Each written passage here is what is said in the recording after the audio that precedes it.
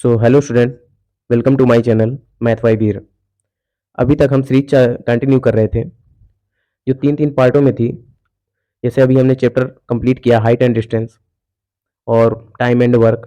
तो इसी सीरीज को कंटिन्यू रखते हुए हम एक चैप्टर स्टार्ट कर रहे हैं, परसेंटेज। तो इसकी भी तीन पार्ट्स होंगे। फर्स्ट पार्ट में इजी क्वेश्चंस आएंगे, सेकंड में मॉडरेट लाऊंगा और जो थर्ड पार्ट होगा उसमें हार्ड क्वेश्चंस रहेंगे। ठीक है, तो पहला क्वेश्चन हम स्टार्ट करते हैं। पहला क्वेश्चन है 40 50 से x% कम है। 40 50 से x% कम है। कितना कम है यहाँ से? 10। 10 कम है किससे? 50 से। मल्टीप्लाई 100। तो यहाँ से कितने परसेंट कम है? ये कम हो जाएगा यहाँ से 20%। कितना कम है? 20%। तो x की वैल्यू क्या आ गई यहाँ से? 20%। और यहाँ से कह रहा है 20 30 से y% कम है। तो कितना यहाँ से कम है? 10 कम है किससे? 30 से। तो यहाँ पे जो आएगा वो आएगा 33.33%। ठीक, तो ये किसकी वैल्यू है? ये y की वैल्यू है। तो यहाँ से हमें y की वैल्यू मिल गई और यहाँ से हमें x की वैल्यू मिल गई। अब आगे कह रहा है 450 का x%। तो 450 का x% मतलब 20%। और 20% की फ्रैक्शन वैल्यू होती है 1/5। जब 5 से काटेंगे तो 5 नाम 45 90। यहाँ कितना आ जाएगा? 90। और यहाँ दी है y% की वैल्यू 33.33। और यहाँ पे क्वेश्चन कह रहा है 300 का y%। 300 का y% और 33% की फ्रैक्शन वैल्यू होती है 1/3, 1/3। तो 300 का 1/3 हो जाएगा 100। कितना हो जाएगा? 100। ठीक, तो यहाँ से a की वैल्यू कितनी आ गई? a की वैल्यू आ गई 90, क्योंकि यहाँ पे दिए है 450 का x% a की वैल्यू है, तो हमने यहाँ पे निकाल लिया a की वैल्यू। और 300 का 33% मतलब y% कितना है? हमने निकाला 100। ये किसकी वैल्यू है? b की वैल्यू है। ये वैल्यू है b की। और क्या पूछ रहा है लास्ट में हमसे? a प्लस बी की वैल्यू पूछ रहा है। a प्लस v की वैल्यू पूछ रहा है। तो a प्लस बी कितना हो जाएगा? यहाँ से 100 और यहाँ से 90, 190। D number answer. ठीक, नेक्स्ट क्वेश्चन करते हैं।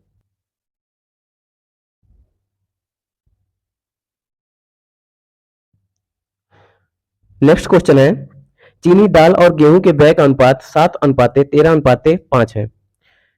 चीनी दाल और गेहूं, चीनी दाल और गेहूं कितना है? 7:13:5 है। ठीक, अब कह रहा है इनको क्रमशः 17%, 20%, 19% बढ़ाया जाता है या बढ़ जाता है। ठीक, कह रहा है कुल परिवर्तन कितना है? तो मैंने कहा इसमें 17% बढ़ा है, इसमें 20% बढ़ा है और इसमें 19% बढ़ा है। तो इसके दो तरीके हैं, या तो आप डेविएशन से कर लो। ठीक, तो पहले डेविएशन बताते हैं फिर दूसरा बताते हैं। जैसे मैंने कहा यहाँ पे डेविएशन मैंने ले लिया 20, यहाँ पे ये डेविएशन क्या मैंने क्या ले लिया? 20। तुम 19 भी ले सकते हो, यहाँ पे 17 भी ले सकते हो। तो मैंने यहाँ पे डेविएशन 20 लिया। ठीक, अब आगे यहाँ पे डेविएशन से 20 से कितना कम है? ये कम है -3। -3 मल्टीप्लाई 7 कितना हो जाएगा? -21, 7×3 = 21। अब ये कितना कम है 20 से? -1 कम है। इसका मल्टीप्लाई 5 से हो जाएगा, तो -5 और डिवाइड बाई पूरे से क्या करना पड़ेगा? हमें डिवाइड करना पड़ेगा क्वांटिटी से। तो यहाँ पे 7 13 और 5 कितना हुआ? 13 5 18 7 25। तो यहाँ 25 से हमें क्या करना पड़ेगा? डिवाइड। तो ये कितना आया? 20।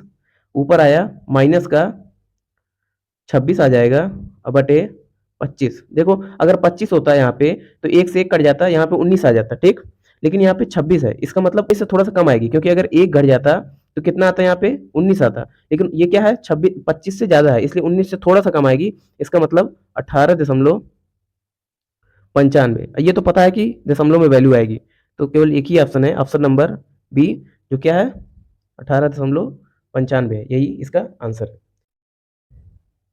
अब इसका दूसरा मेथड क्या है?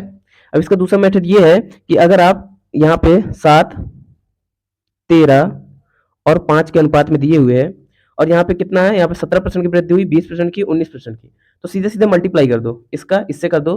तो 17 सत्ते 119 प्लस 13 का मल्टीप्लाई सीधे 20 से कर दो, तो कितना हो जाएगा? 13 दूनी 26, 260 प्लस और 5 का मल्टीप्लाई 19 से कर दो, तो 19 बना 95। और इन सभी को जोड़कर आप डिवाइड कर दें किससे? इनकी टोटल क्वांटिटी से। तो कितना हो जाएगा? टोटल क्वांटिटी कितनी आई थी? टोटल क्वांटिटी आई थी इनकी 20। तो जब आप 25 से इसके टोटल क्वांटिटी से डिवाइड करेंगे तो आंसर आएगा 18.95। आप ट्राई कर लीजिएगा। यही इसका आंसर आएगा। ठीक है, तो नेक्स्ट क्वेश्चन करते हैं।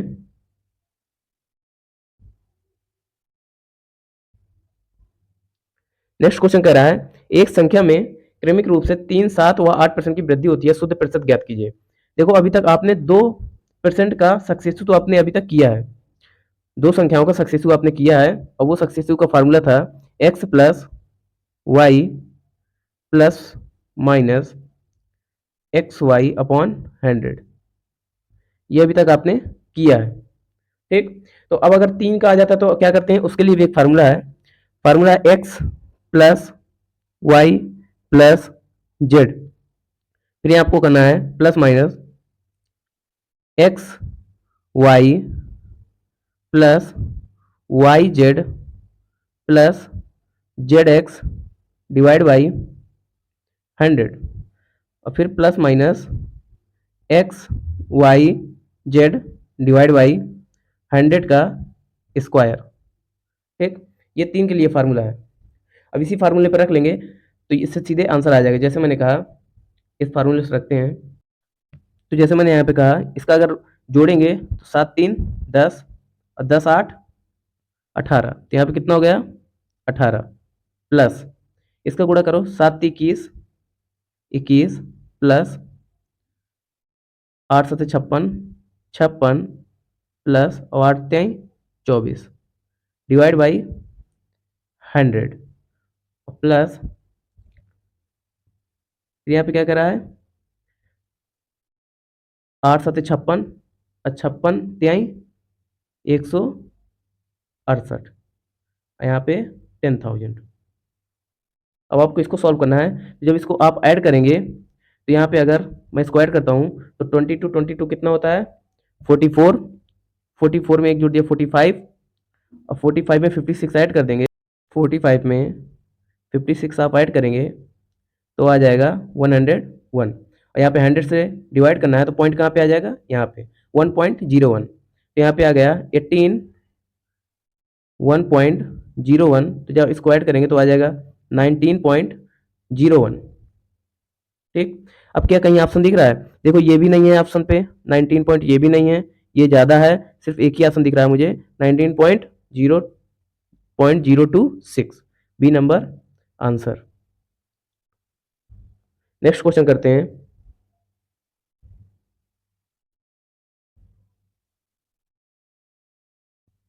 नेक्स्ट क्वेश्चन कह रहा है 400 रुपए की राशि 30% की और x% की वृद्धि होती है, जिससे ये राशि 6500 रुपए हो जाती है, तो x का मान ज्ञात कीजिए। तो देखो यहाँ पे दो मेथड हैं। सबसे पहले तो आप ज्ञात यहाँ पे देखो कि पैसा हमारा कितना है 4000 है। ठीक, अब यहाँ पे 30% की वृद्धि हुई है, इसका मतलब ये वैल्यू कितनी की हो गई 130 130 की डिवाइड बाई 100, और कितनी हो गई 6500 हो गई। ये तो आप इसका पहले रेशियो ले लो।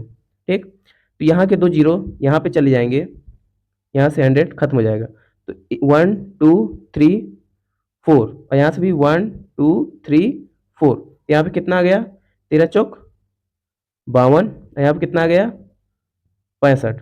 अब ये 13 से ही कट जाएगा, 13 चौक 52 और 13 पना 65, राशि कितनी बढ़ी 4 से कितनी बढ़ी 1 बढ़ी, तो कितने से बढ़ी 4, तो 1 बढ़ी किससे 4 से, मल्टीप्लाई 100 कितना आ गया 25%। इसका मतलब जो दूसरा था वो कितने के से बड़ा होगा 25% बड़ा होगा, बी नंबर आंसर। दूसरा क्या है, दूसरा मेथड आप बहुत ईजी से कर सकते हैं। जैसे मैंने कहा यहाँ पे 4000 रुपए हैं और यहाँ पे 6500 रुपए हैं, और 13% की फ्रैक्शन वैल्यू होती है 3/10, मतलब 10 से 13 हो गई, 13 से इसे काटो 13 पना 65, 10 से इसे काटो तो कितना आ जाएगा 400, दो जीरो से दो जीरो खत्म, फिर वही आ गया 1 की बढ़ोतरी हुई किससे हुई 4 से, मल्टीप्लाई 100, और क्या आएगा इससे 25%। करने का तरीका वही है, बस थोड़ा सा मैथड हल्का सा चेंज है, तो इससे भी आप कर सकते हैं, और उससे यहाँ से जैसे हमने कहा 4000 की राशि पहले 30% की वृद्धि हुई तो 130/100 मल्टीप्लाई, फिर 25% की मैंने कहा तो 4 से 5 हो गई, अब 4 से 4 कट गया, 2 जीरो से 2 जीरो कट गया, 13 65 00। ये देखो प्रूव हो गया, यही राशि आ गई। इसका मतलब क्या है, 25% ही हमारा आंसर है। नेक्स्ट क्वेश्चन करते हैं।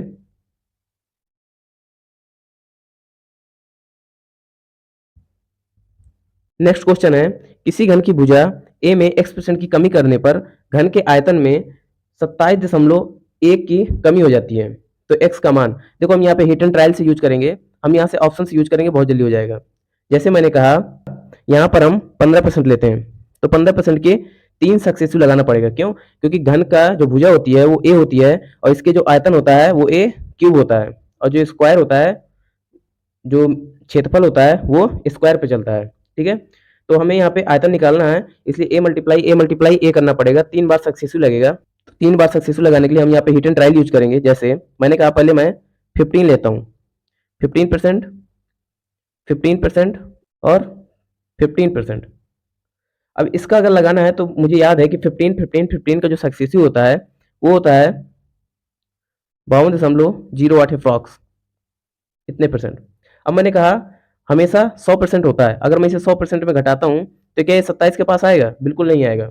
इसका मतलब बहुत ही ज़्यादा कम हो जाएगा 15% से, तो मुझे थोड़ा सा कम लेना है। तो यहाँ से मैं सीधे यहाँ से ऑप्शन लगा सकता हूँ, यहाँ पे 10% आंसर होगा, लेकिन 10% हम चेक भी कर लेते हैं।